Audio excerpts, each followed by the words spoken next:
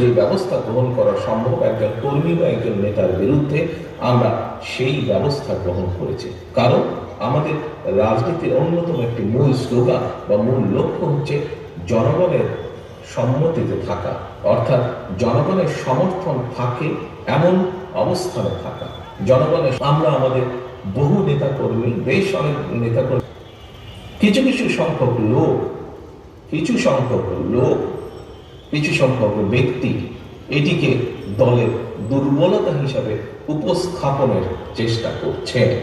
আমরা পত্রপত্রিকার মাধ্যমে দেখছি, বিভিন্ন বক্তব্যের মাধ্যমে দেখছি।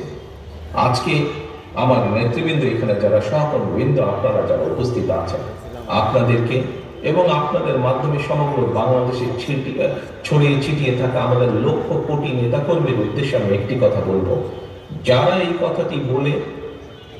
কথাটি বলে অন্য কিছু হাসিলের চেষ্টা করে, দয়া করে সকলকে বলে দিবেন যে বিএনপি তার অবস্থান পরিষ্কার করেছে। বিএনপি একমাত্র দল যারা কোনো ডিনাইলে থাকে না, অর্থাৎ আমাদের ভিতরে যদি কেউ অন্যায় করে তার বিরুদ্ধে আমরা ব্যবস্থা গ্রহণ করি। এই উদাহরণ একমাত্র বিএনপি দেখেছে। এটি বাংলাদেশ জাতীয়তাবাদী দল এবং অন্য দলের সাথে এটি হচ্ছে অন্যতম সবচেয়ে বড় পার্থক্য। অর্থাৎ আমরা কোনো অন্যায়কারীকে প্রশ্রয় দিতে চাই না।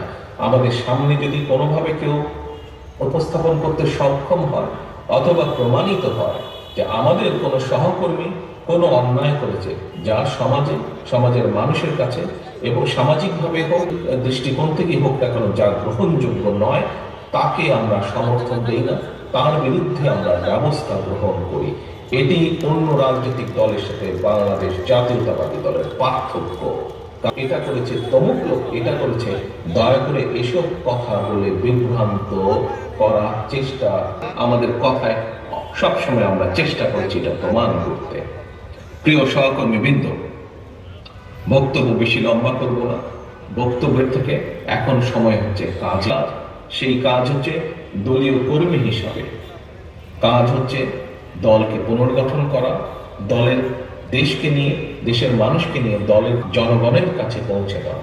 যে 31 দফা আমরা আপনাদের সামনে উপস্থাপন করেছি, দেশের কাছে ও মানুষের কাছে উপস্থাপন করেছি, সেই 31 দফা গ্রামে গ্রামে, যেহেতু আমাদের সকল ক্ষমতার উৎস হচ্ছে, রাজনৈতিক ক্ষমতার উৎস হচ্ছে বাংলাদেশে পুনর্গঠন করা। ইনশাআল্লাহ আমরা প্রত্যাশা করছি যে অন্তর্বর্তীকালীন যে সরকার, এই সরকার যার প্রধান কাজ হচ্ছে দেশের মানুষের প্রত্যাশা অনুযায়ী একটি নিরপেক্ষ স্বচ্ছ নির্বাচন উপস্থাপন করা বা উপহার, আমরা প্রত্যাশা করি সেই কাজটি মনোযোগ সহকারে যত দ্রুত সম্ভব এই অন্তর্বর্তীকালীন সরকার সেটি করবেন এবং সেই নির্বাচন মানুষের সমর্থন নিয়ে সরকার গঠনে সক্ষম হলে একটি রাজনৈতিক দল হিসেবে আমাদের সবচাইতে প্রথম এবং সবচাইতে জরুরি, সবচাইতে মূল্যবান কাজ হচ্ছে দেশকে পুনর্গঠন করা।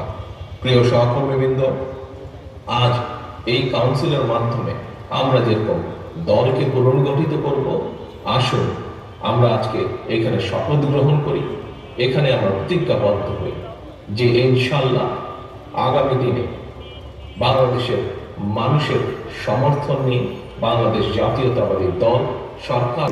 পরিশেষে আমি আবারও এই সম্মেলনের সফলতা কামনা করে এবং এই সম্মেলনকে সফল করার জন্য লেভেল পর্যন্ত যে সকল নেতা কর্মীবৃন্দ, সহকর্মীবৃন্দ অক্লান্ত পরিশ্রম করেছেন, তাদের সকলকে আন্তরিকভাবে ধন্যবাদ এবং শুভেচ্ছা জানিয়ে আমার বক্তব্য শেষ করছি। আল্লাহ হাফেজ। বাংলাদেশ জিন্দাবাদ।